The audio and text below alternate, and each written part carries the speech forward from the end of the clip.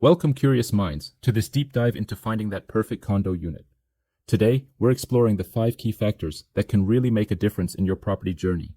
Absolutely. It's like when you think about it, these 5 factors, they really shape how you decide which unit is the one, right? Right on.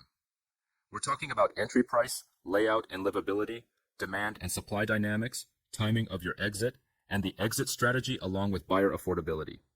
Mm-hmm. Each element plays a part in maximizing profit potential. And it's fascinating because when you look at government policies, especially from URA, they've really made new launch units fundamentally sound. It's almost like you almost can't go wrong with the basics nowadays. Exactly. So let's dive into factor 1, entry price.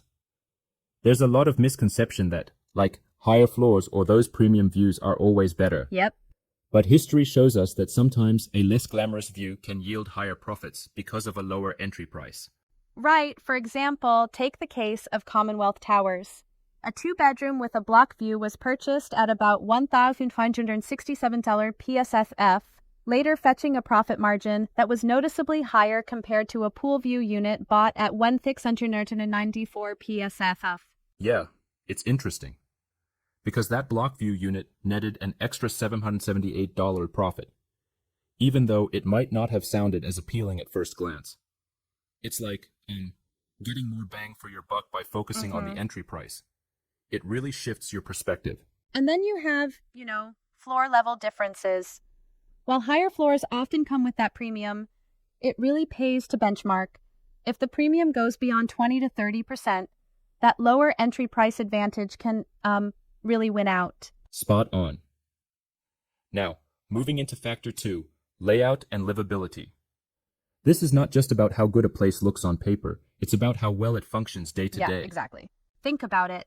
Units with efficient designs, even a compact 1-bedroom like Tree Cascaden's 452 SQFT unit, have been recorded to bag nice profits, especially when every square foot is used wisely. Right. And on the flip side, if the layout is clunky, like wasted corridors, oversized balconies, or even awkward kitchen placements, it can really drain the potential profit. Because the resale value is so sensitive to livability. Yes, and what's even more interesting is that for larger units like 2 and 3 bedrooms, clear separations between dining and living areas or practical kitchen spaces make a big difference. I mean, Florence Residences had an amazing smart layout that outperformed others quite significantly. Exactly. And for families, well, layouts that include features like landscape designs or private lifts enhance value. It can even double the profit margins compared to those units that are poorly configured, even in so-called luxury projects. That's compelling. Moving on to factor 3, demand and supply. This one's tight. The broader the potential buyer pool, the better your chances for a profitable exit. Absolutely. It's like having a wide net to catch the right buyer. For instance, there's this dilemma we often see. Do you go for a 2-bedder in a central region, or stretch for a larger 3-bedder in an outer region? Yeah, really interesting trade-off. Right. Take Trevor's 2-bedroom in RCR with a solid profit record versus a 3-bedroom in OCR that, while perhaps coming at a higher investment initially, brought in significantly more profit. Families are usually driving this demand. They need the space. Exactly. Even different units within the same development can vary widely in profit based on who the typical buyer is. And families tend to value space, even if the view isn't as flashy. Now, factor 4, timing your exit. This is fascinating. When you sell can have almost as much influence on profit as which unit you choose. Yeah, look at the example from Sims Urban Oasis.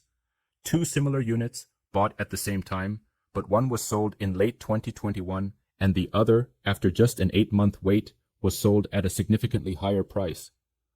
Pretty neat, right? The timing really creates an edge. And that timing advantage came from fewer unsold new launch units. When inventory drops, it signals a tighter market, which drives up resale demand. It's almost like supply and demand is a needle that measures warmth during market trends. Absolutely. So, a practical tip is to keep a close watch on new launch inventory. When it dips below a threshold, say 14 to 15K units, that might just be your cue to plan that exit. And those small fluctuations can really translate into bigger profit margins. And now, factor 5, exit strategy, and buyer affordability.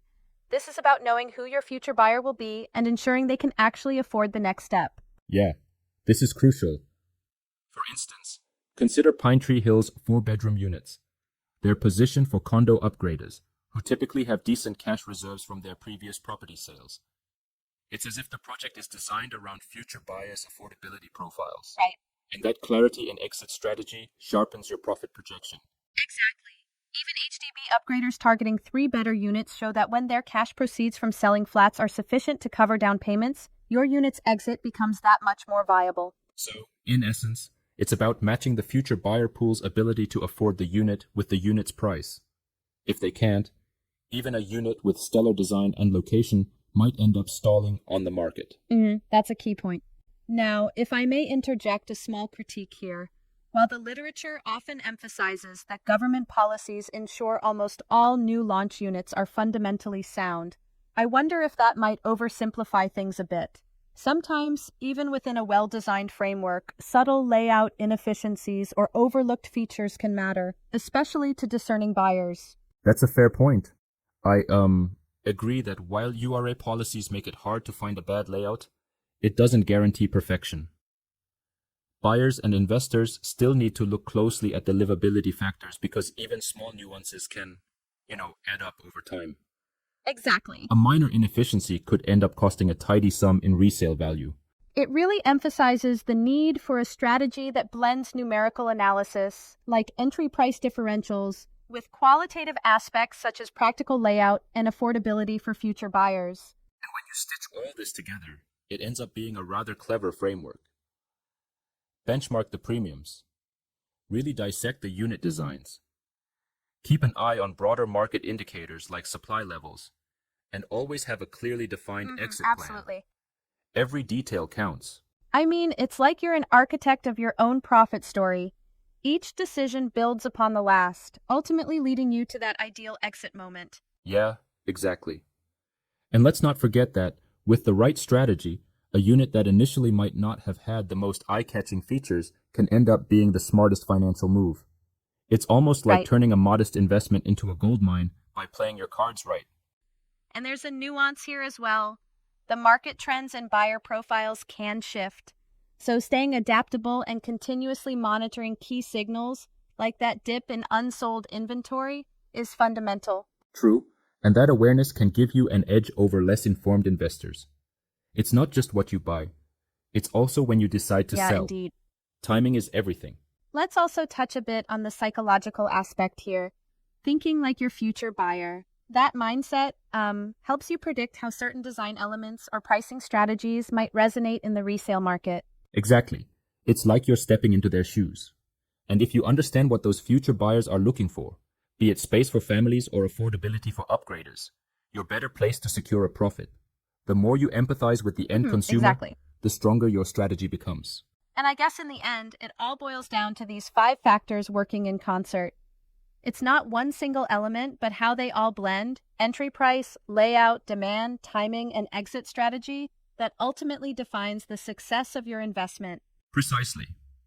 Recapping, make sure to assess the entry price carefully. Critically evaluate the layout for livability. Consider the market's demand and supply nuances. Time your exit when the market tightens, and always have an eye on who your next buyer might be. Yeah, that's the full picture. And if you combine all of this, you not only secure a sound financial decision, but you also ensure that your property portfolio remains competitive in a dynamic market. Exactly. With these insights, you can approach your next condo selection with a framework that's both analytical and intuitive, ensuring your investment truly is the perfect fit for your goals. Absolutely. It's a smart roadmap to successful investing. Thanks for diving into this with me. Here's to making sharper, more informed choices in our property ventures. Cheers to profitable investments.